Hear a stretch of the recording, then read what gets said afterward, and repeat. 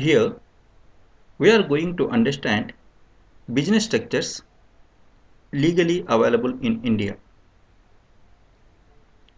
Let us refresh about the different types of business entities that are allowed in India. Let us also orient ourselves about each type of business entity and their advantages and drawbacks. Indian legal framework allows following business entities. We may also call commercial business entities. 1. Proprietorship. 2. Partnership form. 3. Limited liability partnership form. 4. Companies. We may classify broadly company business structure into private limited company and public limited company. There are other business forms are also available. One, cooperative business entities, and another is joint Hindu family business entity. In addition to the above legal business entities, the following types of business entities are also available.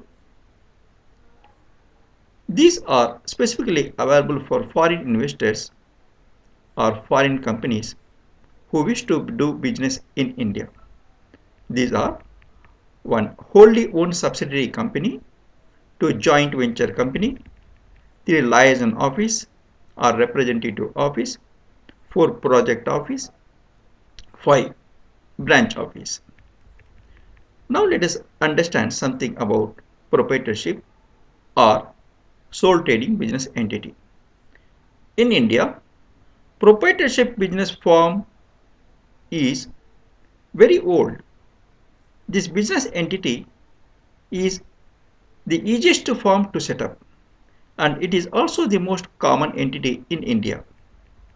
Proprietorship business entity is not an ideal entity for all sorts of businesses.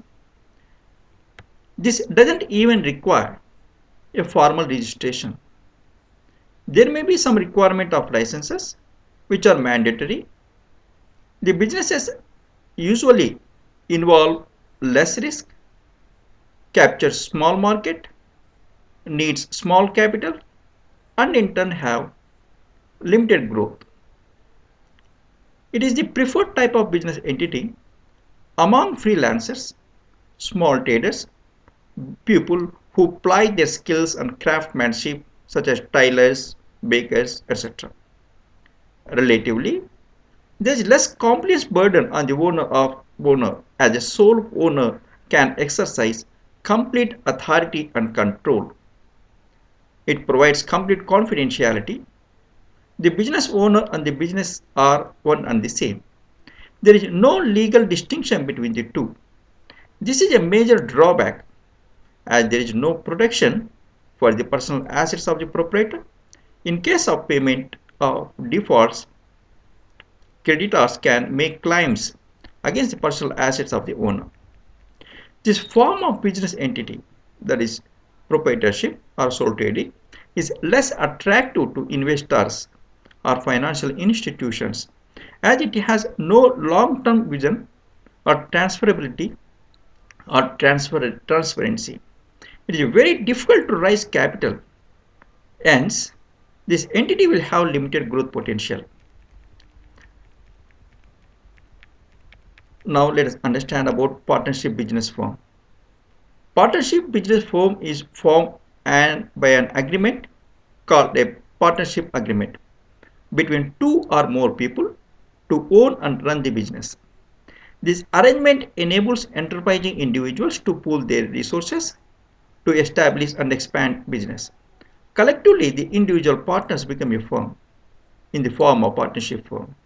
This type of partnership firm entity is suitable for a team of people rendering professional services such as lawyers, chartered accountants, management consultants, doctors, etc. This is an ideal setup for small scale companies which require pooling of capital and management expertise for running business. To define and amend the law relating to partnership, the Indian Partnership Act 1932 was passed. As partnership is a sort of contract, previous to this act, it was a part of the Indian Contract Act 1872. The Indian Partnership Act 1932 is complementary to the Indian Contract Act 1872. Basic provisions of Indian Contract Act 1872 apply to contract of partnership also. The Indian Partnership Act 1932 doesn't require compulsory registration of firms. Again, the Indian Partnership Act 1932 doesn't require compulsory registration of firms. It is optional for partners to register the firm, and there are no penalties for non-registration. Partnership of an unregistered firm as well as unregistered firm itself cannot avail legal privileges and cannot sue. A partner of an unregistered firm cannot file a suit in any court against the firm or other partners of the partners for the enforcement of any right conferred by the Indian Contract Act 1872 or the Indian Partnership Act 1932. Likewise, the unregistered firm cannot seek legal action in the court of law against any third party, howsoever it doesn't limit a third party from suing the firm. In order to avail legal privileges, a partnership firm must be registered with the registrar of firms. It is not necessary to register at the time of formation. A firm may be registered at any time by filing an application with the local registrar of firms.